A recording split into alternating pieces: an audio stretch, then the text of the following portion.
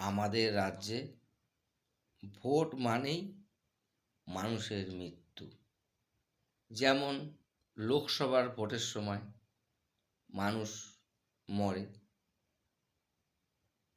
অকারণে মানুষগুলো মরে রাজনৈতিক কুতাকুতিতে। যেমন বিধানসভা ভোটের সময় মানুষ মরে রাজনৈতিক কুতাকুতিতে। যেমন গ্রাম সভা, জেলা পরিষদ, সমিতি, এই তিনটে ভোটের সময় একসঙ্গে তিনটে ভোট হয়। এই তিনটে ভোটের সময় মানুষ মরে, অকালে চলে যায় মানুষগুলি এই রাজনৈতিক কুতাকুতিতে। এরপরে আবার কোনো যদি উপনির্বাচন হয়, সেই উপনির্বাচনেও মানুষ মরে।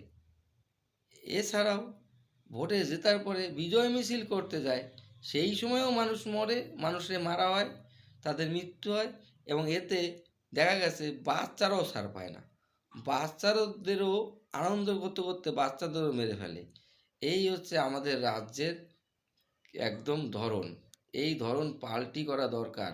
আর এই ধরন পাল্টি করতে গেলে এই যে নিয়ম হয়ে এসছে, এই নিয়মকে পাল্টি করতে হয়। আর পাল্টি করতে গেলে নির্বাচন কমিশনের নজর দেওয়া দরকার আছে। অকালে মানুষগুলো ঝরে পড়ে যাচ্ছে। ভোট মানেই আমাদের রাজ্যে মৃত্যুর মিছিল।